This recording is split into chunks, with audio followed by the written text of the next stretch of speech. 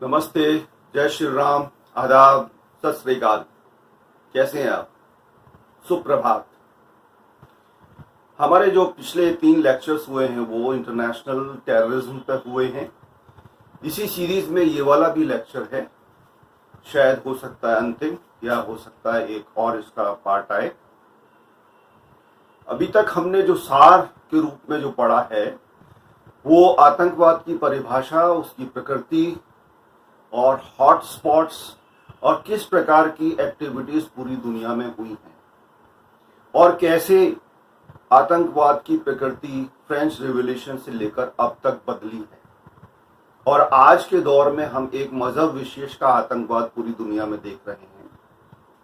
अभी आपने कुछ दिन पहले ही सुना है, पढ़ा भी होगा कि स्वीडन में किस प्रकार की से शरणार्थियों के द्वारा आतंक फैलाया गया। वहां के एक बहुत सुंदर शहर को आगजनी में डालकर तोड़ फोड़ करके बर्बाद कर दिया गया। तो जिन लोगों ने उनको शरण दी, जो लोग उनके विपरीत परिस्थितियों में काम आए, उन तक के शहर और देश को उन लोगों ने नहीं छोड़ा। इसे मैं कहता हूं मजहबी अंधापन। जब आदमी अपने दिमाग के सारे सेल्स बंद कर देता है और एक कुएं का मेंढक हो जाता है, तब इस प्रकार की सोच विकसित होती है। बहुत मुश्किल होती है इस प्रकार की सोच विकसित करना, बहुत प्रयास करने पड़ते हैं, ब्रेन वॉश करना पड़ता है, लोगों को बरगलाना पड़ता है, 50 प्रकार के प्रोपेगेंडास पूरी दुनिया में फैलाने पड़ते हैं, रेडिकलिज्म करना पड़ता है, तब जाके इस प्रकार की घटिया, मैं घटिया ही बोलूंगा, घटिया सोच दुनिया के सामने आती है। साथ ही मैंने आपको बताया था कि जो नए जियोपॉलिटिकल ऑर्डर्स बन रहे हैं उनके बारे में। 2 मुख्य रूप से ऑर्डर्स बने हैं।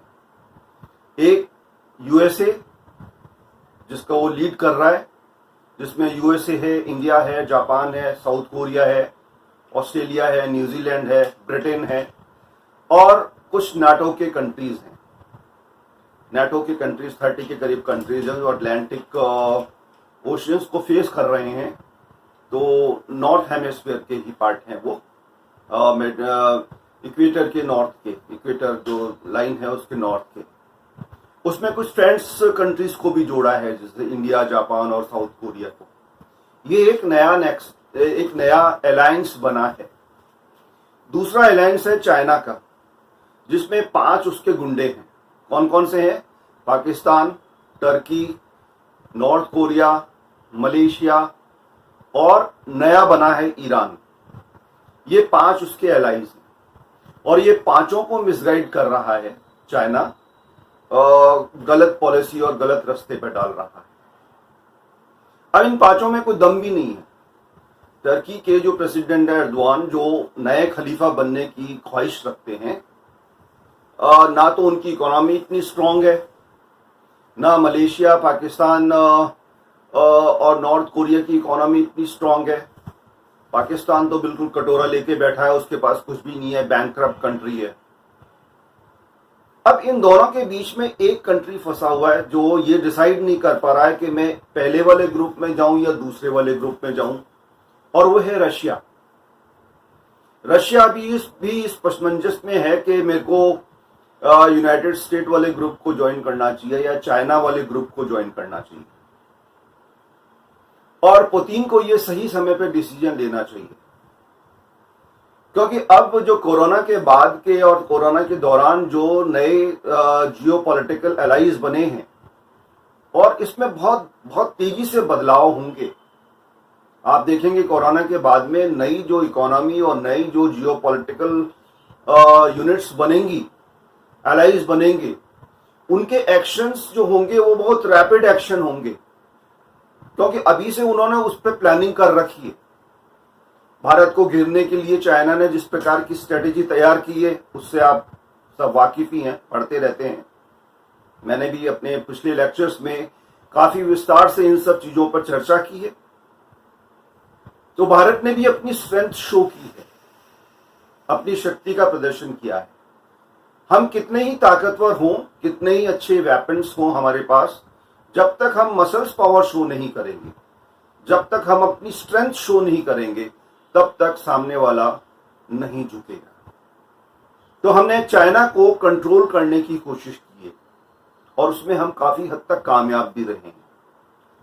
डिप्लोमेटिक जो मूड्स होते हैं और इंटरनेशनल रिलेशंस होते हैं, वो इस दौर में, मैं कह रहा हूं कोरोना समय पर और कोरोना के बाद, बहुत तेजी से बदलेंगे।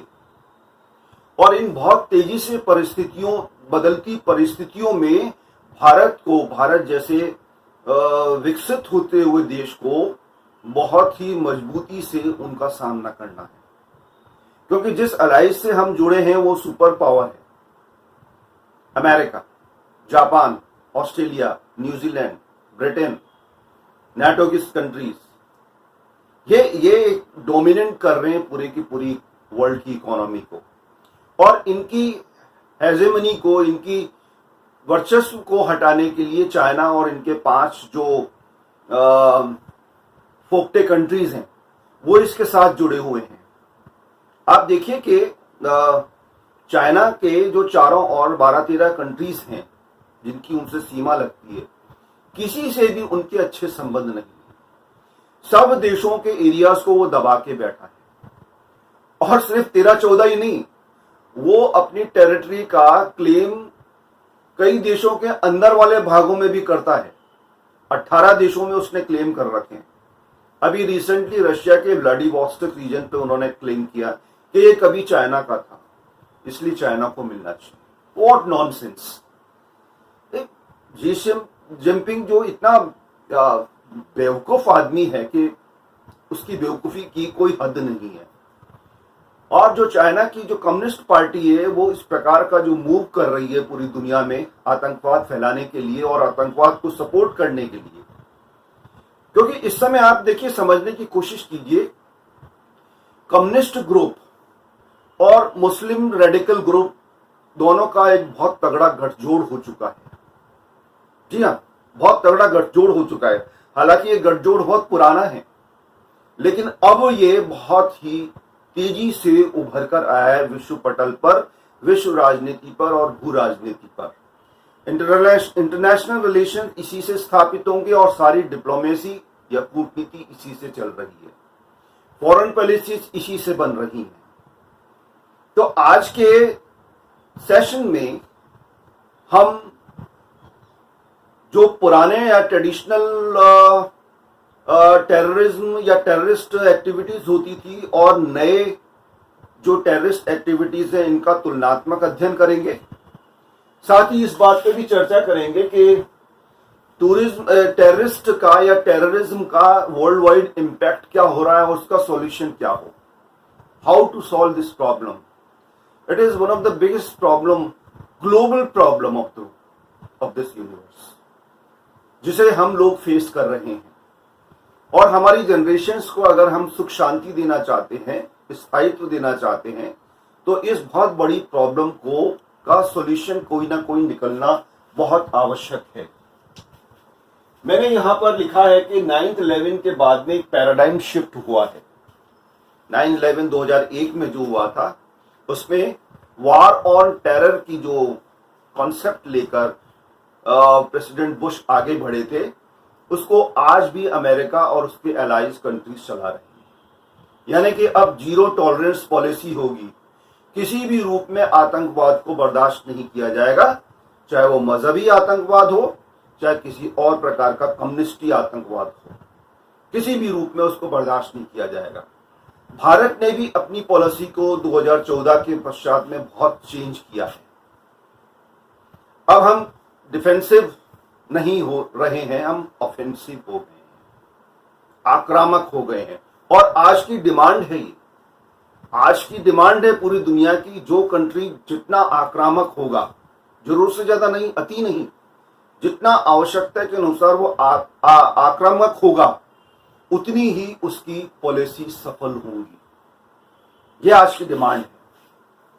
यहां मैंने लिखा है कि ये 9/11 का जो एक घटना हुई थी यूरोप अमेरिका में, ये वार ऑन टेरर के साथ में एक पैराडाइम शिफ्ट लेके आया था, एक बहुत बड़ा यू टर्न लेके आया था। और पहली बार अमेरिका और यूरोपियंस ने समझा टेररिज्म जैसी प्रॉब्लम कोई है।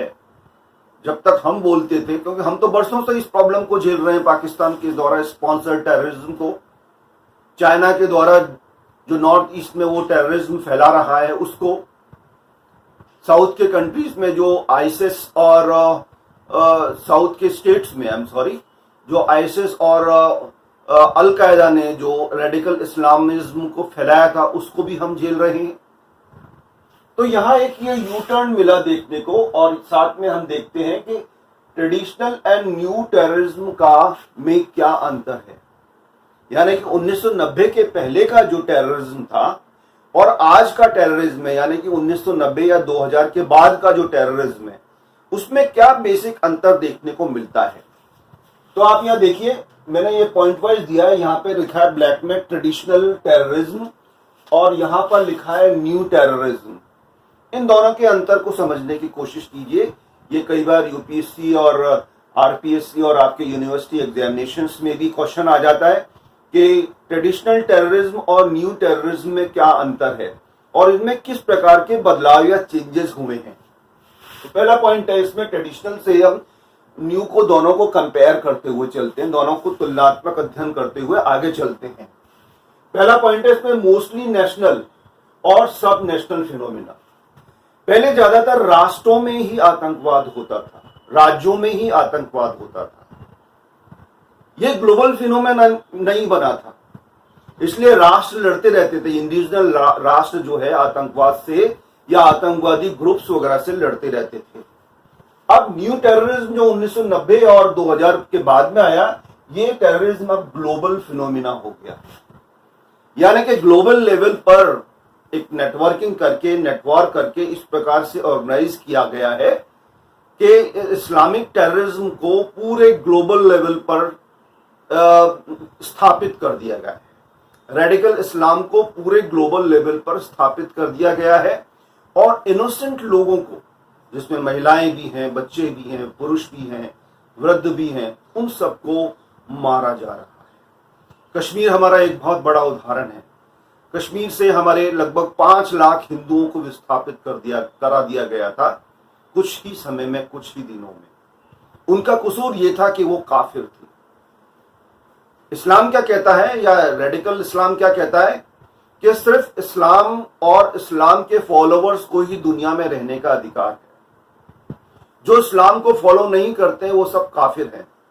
अब वो चाहे हिंदू हो, चाहे क्रिश्चियंस हो, चाहे यहूदी हो, चाहे जैन हो, चाहे बौद्ध हो, या किसी और समुदाय या पंथ को मानने वाले हो, वो सब काफिर हैं। काफिर मतलब एक प्रकार की गाली।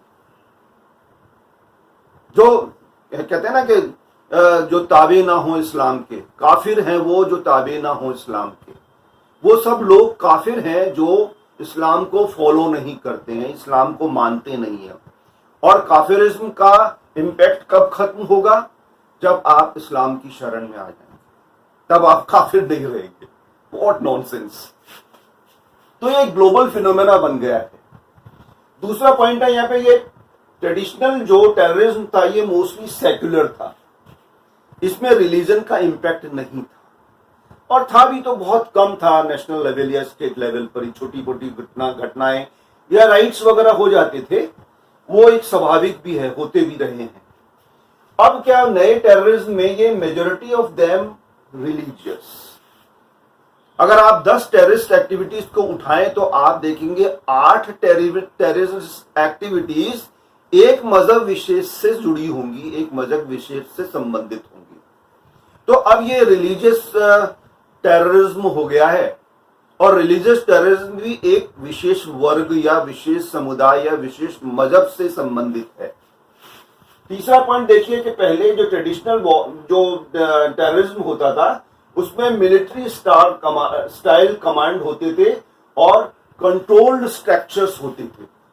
स्टेट में या राज्य में मिलिट्री और पैरामिलिट्री सपोर्ट जितने भी होते थे वो उस टेररिज्म को कंट्रोल कर लेते थे, और कंट्रोल करने के बाद किसी न किसी रूप में समझाइश के द्वारा या शक्ति के द्वारा उनको दबा दिया जाता था या उनको सॉल्व कर दिया जाता था।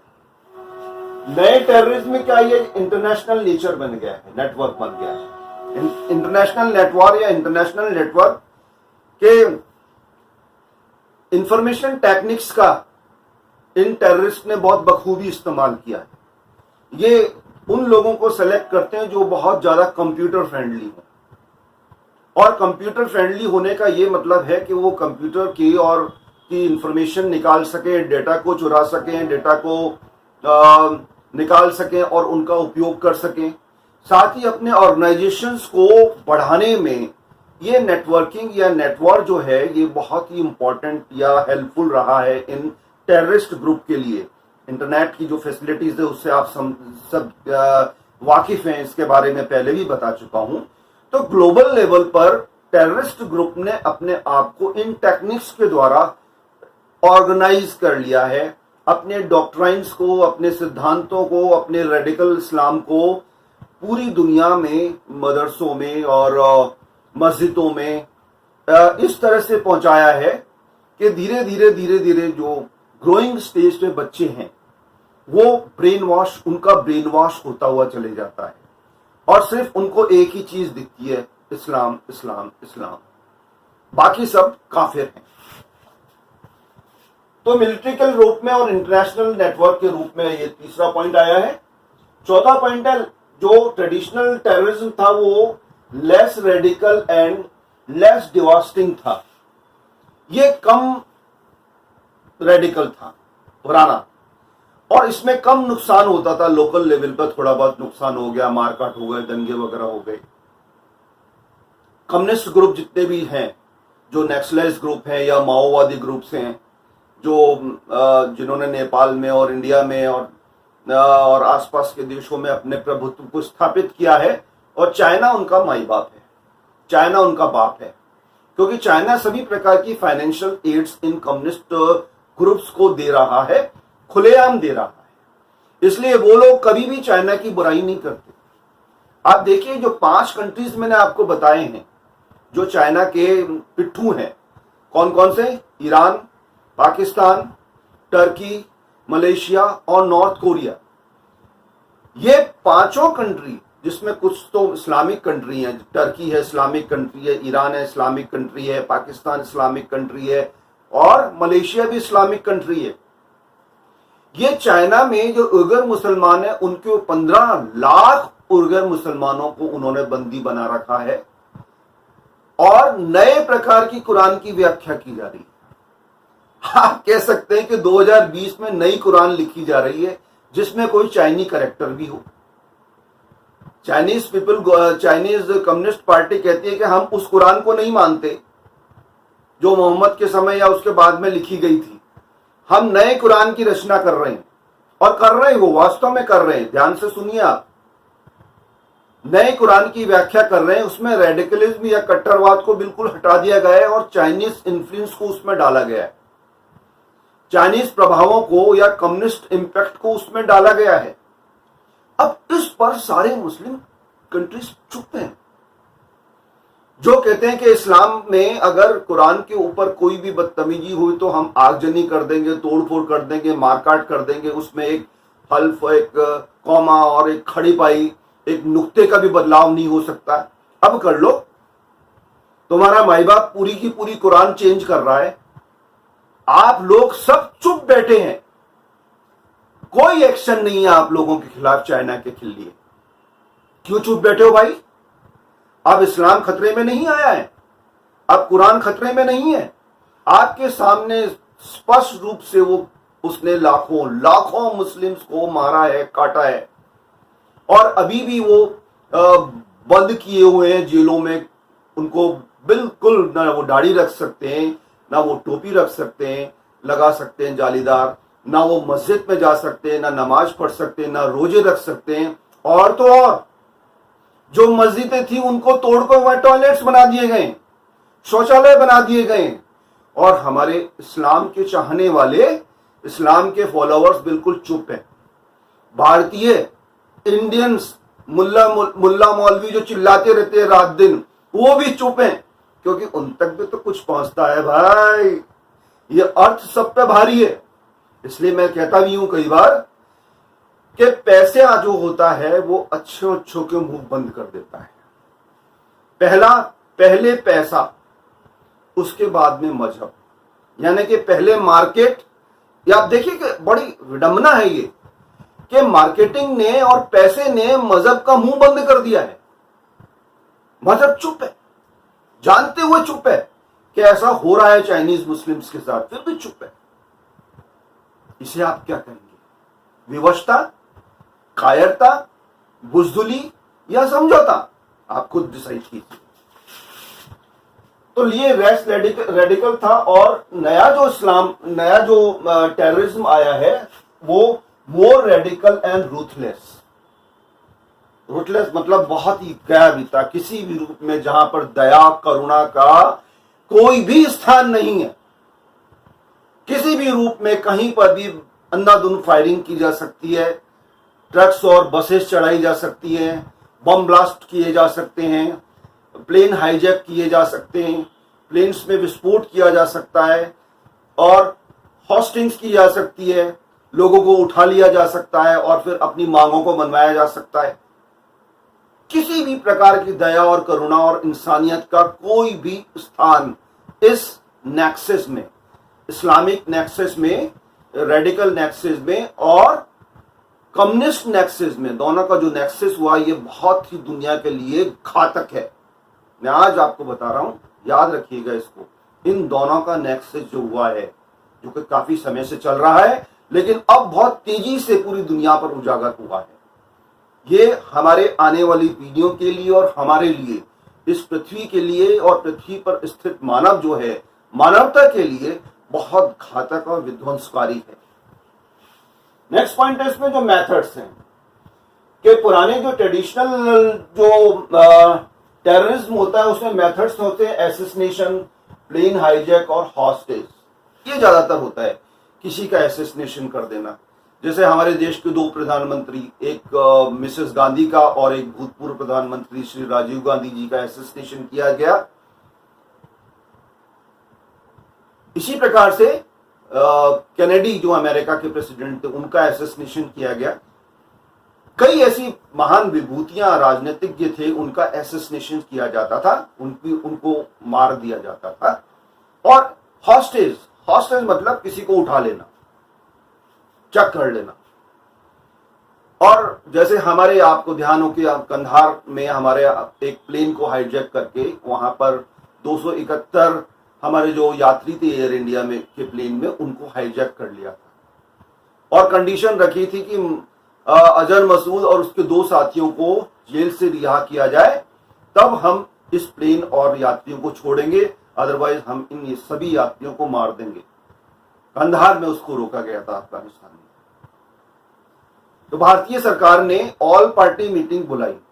उस समय की अटल बिहारी वाजपेयी जी की सरकार थी, उन्होंने ऑल पार्टी मीटिंग बुलाई और ऑल पार्टी मीटिंग ने यह डिसीजन किया कि 2-3 आतंकवादियों को तो हम कभी भी मार सकते हैं, पकड़ सकते हैं, लेकिन 271 यात्रियों को बचाना जरूरी है।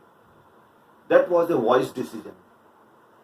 या तो हम इजराइल की तरह किसी प्रकार का अलग ही अंदाज में उनको जवाब देते, लेकिन हमारी स्थिति उस समय ऐसी नहीं थी और तीसरे देश में जाके उनकी स्थिति थी, तो हम वो जवाब नहीं दे पाए और उन लोगों ने हमको ब्लैकमेल करके अपने 3 बड़े आतंकवादियों को छुड़वा दिया। जो उसमें मसर अजहर मसूद जो है, वो बाद में पुलवामा और दूसरे आतंकवादी जो घटनाएं हुई थी उसमें भी शामिल था वो।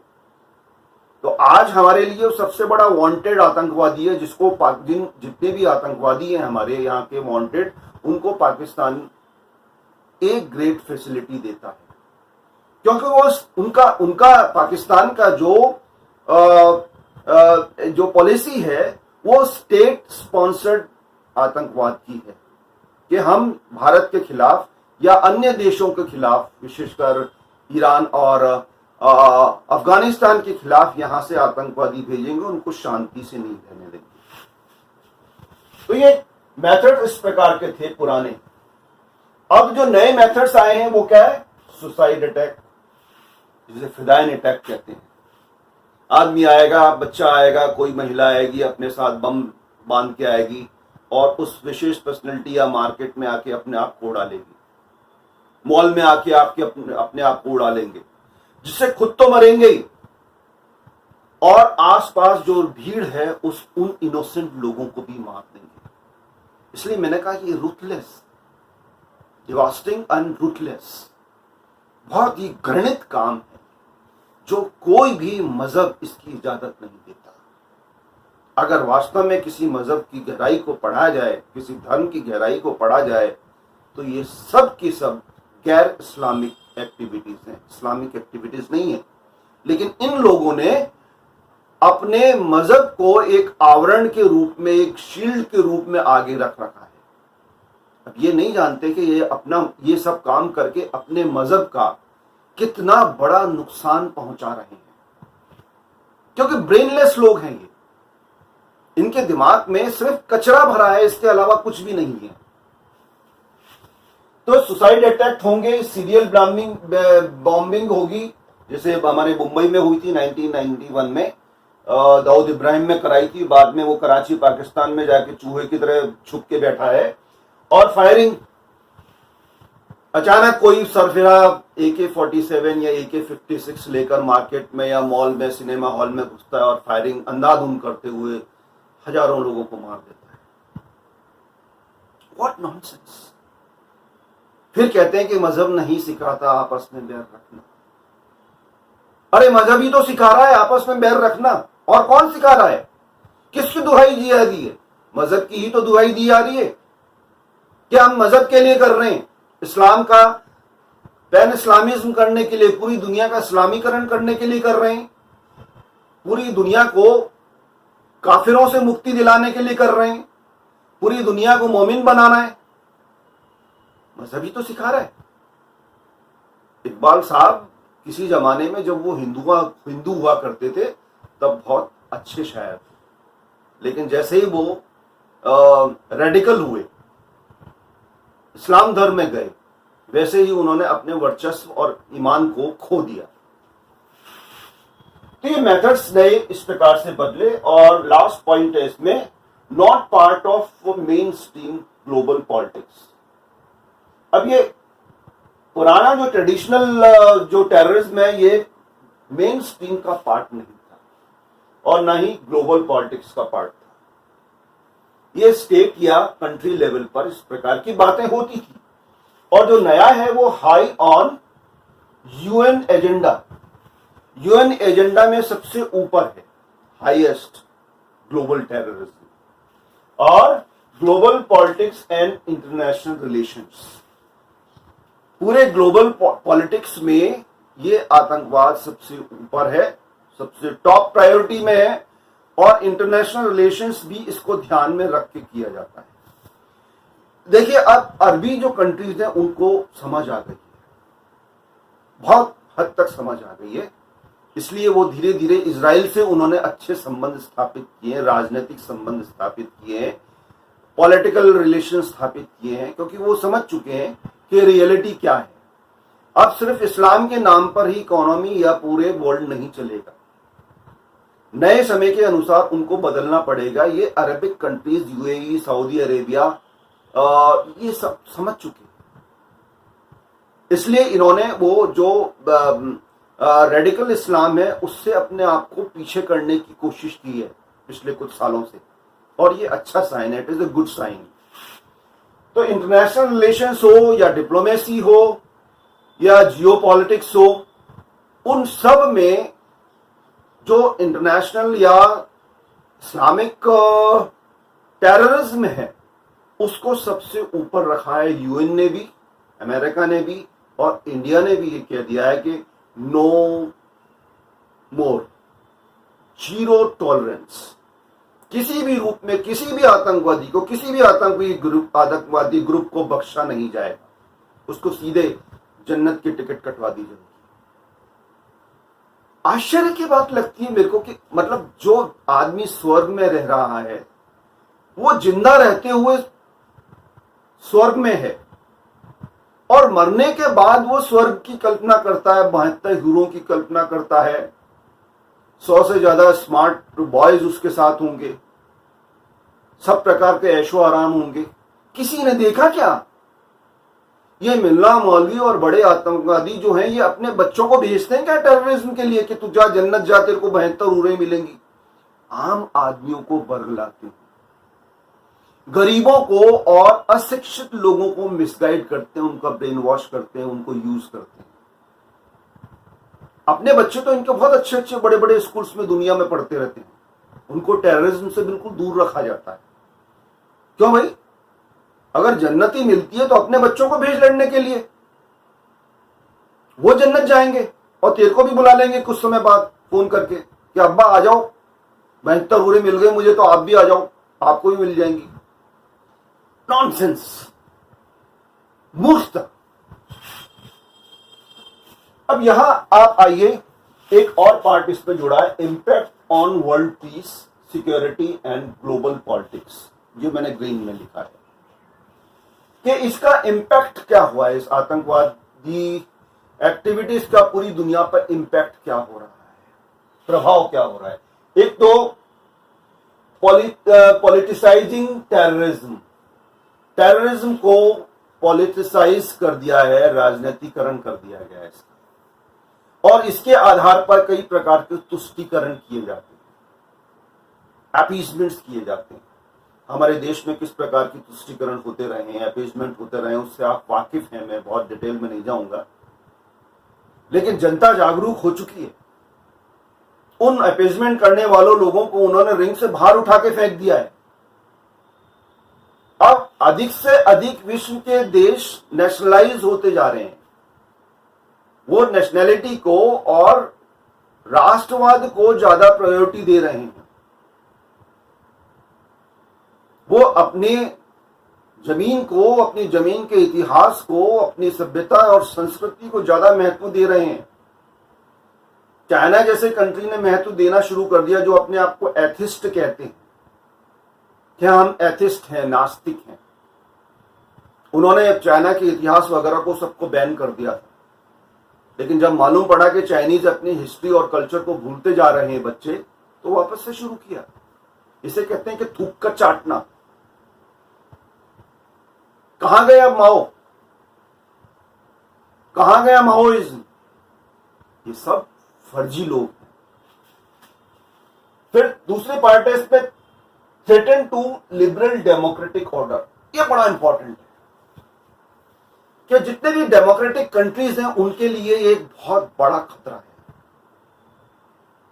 ये जो इंटरनेशनल या ग्लोबल टेररिज्म है, ये लिबरल या डेमोक्रेटिक कंट्री या प्रजातांत्रिक देश हैं उनके लिए बहुत बड़ा खतरा है। जैसे भारत एक प्रजातांत्रिक देश है, सेक्युलर कंट्री, पंथ निरपेक्ष देश है, हमारे लिए ये बहुत बड़ा खतरा है।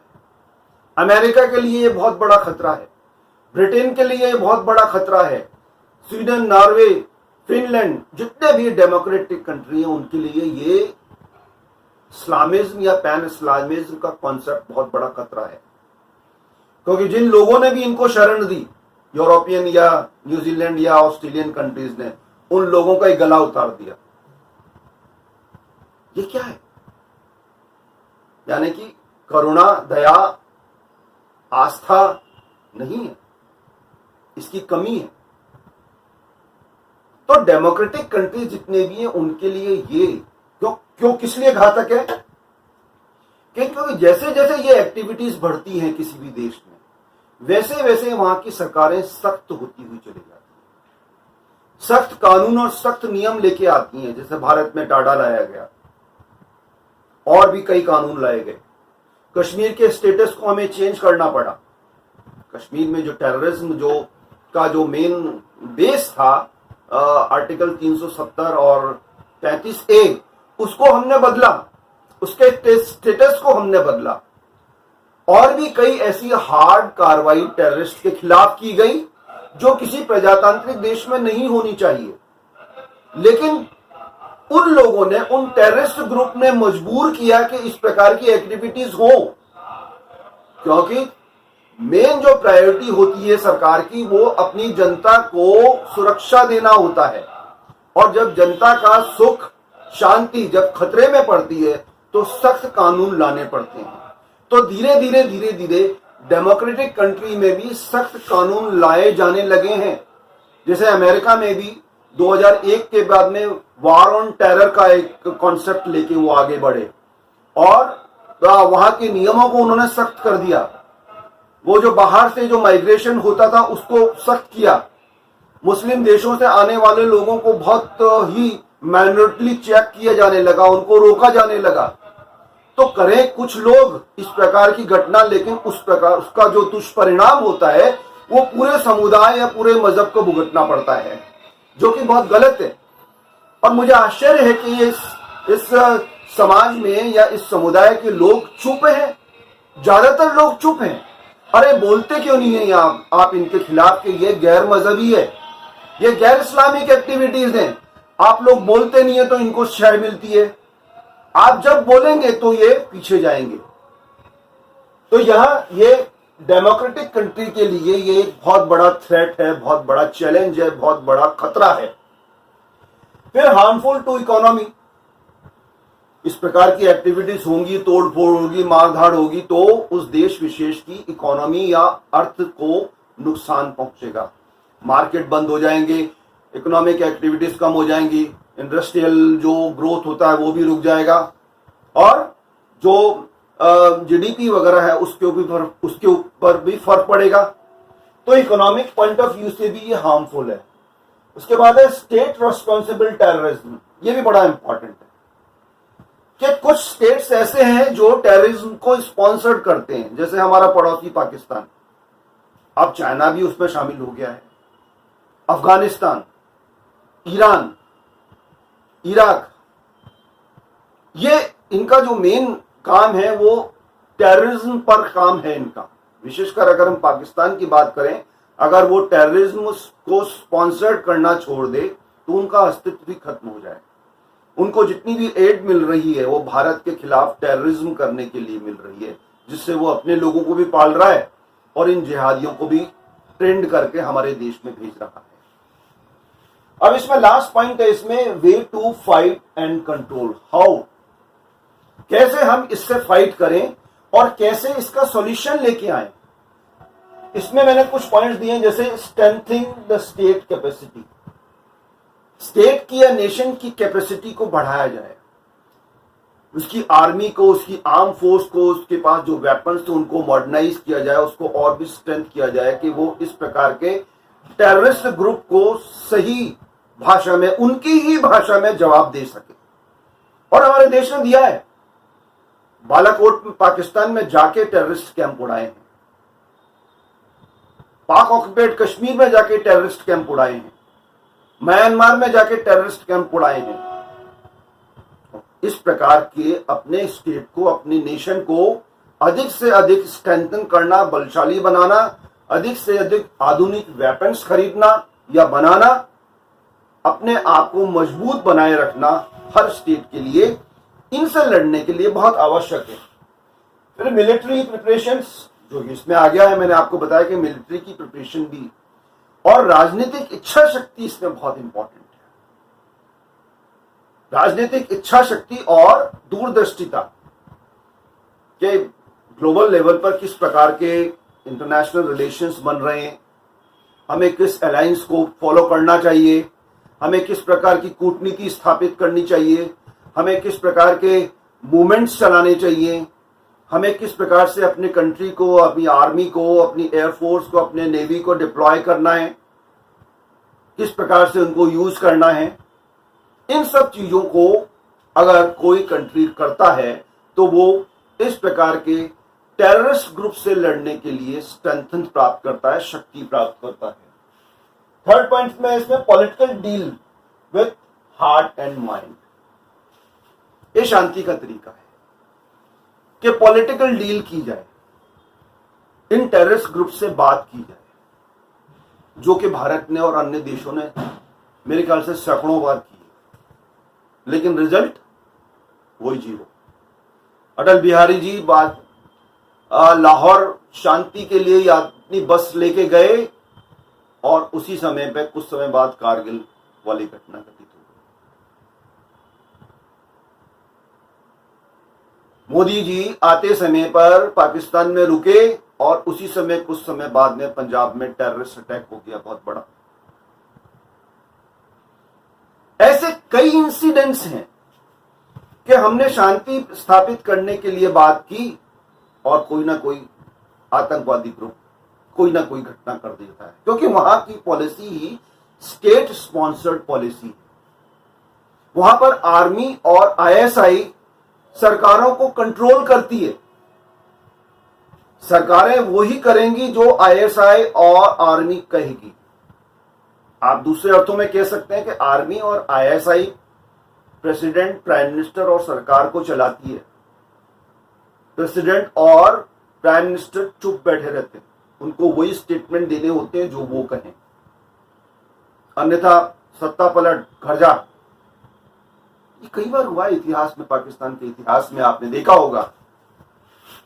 तो पॉलिटिकल डील्स वगैरह की अगर की गुंजाइश है तो की जा सकती है। भारत ने कई बार की है। गोरखालैंड मूवमेंट जो था उसमें पॉलिटिकल डील की, शांति स्थापित हुई। नॉर्थ ईस्ट में, नागालैंड में, बोडोलैंड में और उन ग्रुप से बात की, शांति स्थापित की। साउथ में भी जो कुछ एक्टिविटीज हो रही थी उनसे भी बात की और शांति स्थापित हुई। तो mind and peace, heart and mind, इन दोनों का इस्तेमाल करते हुए अगर कोई रास्ता निकलता है तो वो भी निकालना चाहिए, उसको भी बंद नहीं करना चाहिए। आज पाकिस्तान कहता है कि इंडिया हमसे बात नहीं करता, हम बात करना चाहते हैं। अरे भाई, हमने तो बहुत बात कर ली।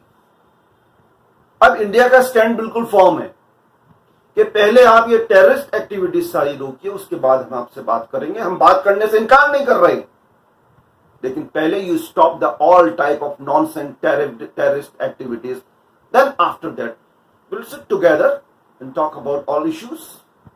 सभी इश्यूज के बारे में बात करेंगे, सिर्फ कश्मीर ही नहीं, सिर्फ टेररिज्म ही नहीं। और मैं आपको बता रहा हूं कि अगर पाकिस्तान में थोड़े बहुत भी समझदार लोग हों, जो कि थोड़े बहुत हैं भी, ऐसा नहीं है कि नहीं है, भारत से उनके अच्छे रिलेशन होते हैं, उनकी इकोनॉमी बहुत ही आगे होती। एक प्रोडक्ट वो यूरोप से मंगवाते हैं या अमेरिका से मंगवाते हैं, उसके आने जाने का खर्चा होके वो 5 रुपए की चीज वहां से चलती है तो मार्केट में आते आते वो 50 रुपए की हो जाती है या 100 रुपए की हो जाती है। और एक भारत के बॉर्डर को क्रॉस करते हुए पाकिस्तान पहुंच जाए, 5 रुपए की चीज ज्यादा से ज्यादा 6 रुपए में हो जाएगी, 7 रुपए में हो जाएगी। तो एक प्रोडक्ट कोई पाकिस्तानी 100 रुपए में खरीदे और भारत से वही गया प्रोडक्ट वो 6, 7 या 10 रुपए में खरीदे, तो इकोनॉमिकली किसमें फायदा है, आप खुद अंदाजा लगाइए। फिर ग्लोबल कोऑपरेशन, के ग्लोबल लेवल पर कोऑपरेशन बनाना चाहिए कंट्रीज को इन टेररिस्ट ग्रुप से लड़ने के लिए, डील करने के लिए, बात करने के लिए। तालिबान हो, चाहे आईएसएस हो, चाहे अलकायदा हो, जो समय समय पर की भी गई है लेकिन नाकामी मिली, क्योंकि उनके अपने एजेंडा, वो उनके अपने एजेंडा सेट हैं, वो उससे नहीं हिलने वाले, क्योंकि ये एक प्रकार का मार्केट है। Terrorism is what, a market,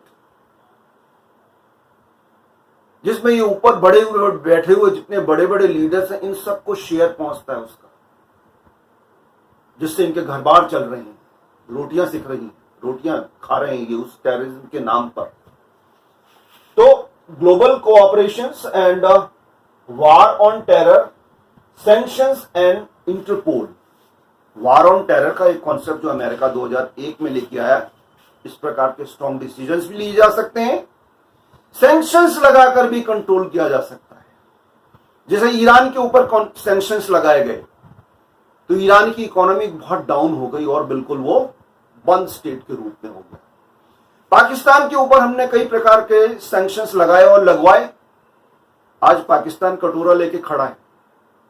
तो ऐसे सैंक्शंस लगा के यूएन के द्वारा या बड़े देशों के द्वारा, नाटो के द्वारा, जो बड़े ग्रुप्स हैं उनके द्वारा सैंक्शंस या रोक लगवाकर भी इस घटना, इस समस्या को कंट्रोल में लाया जा सकता है। और लास्ट है इसमें इंटरपोल जो इंटरनेशनल पुलिस है, उसकी उस बॉडी को और भी मजबूत किया जाए, जिससे एक प्रकार का ग्लोबल लेवल पर नेटवर्किंग तैयार किया जा सके और वो उस नेटवर्किंग का शिकंजा पूरे के पूरे इस टेररिस्ट ग्रुप्स जितने भी हैं वर्ल्ड के, जो चला रहे हैं, जो सरकार भी स्पॉन्सर कर रही है, मदद कर रही है, जो कम्युनिस्ट और रेडिकल ग्रुप के बीच में एक नेक्सस जो बना हुआ है, गठजोड़ बनाया हुआ है, उसको तोड़ा जा सके, ऐसे देशों को बहिष्कार किया जा सके जो इस प्रकार की घटनाओं में सम्मिलित हैं। चीन का हमने बहिष्कार किया, बहुत सारे ऐप्स उसके बैन किए, बहुत सारे डील्स हमने बैन किए। अभी और भी ज्यादा हार्ड स्टेप हिंदुस्तान को, इंडिया को लेने की आवश्यकता है। आज के सेशन में इतना ही। बहुत बहुत धन्यवाद। Thank you very much.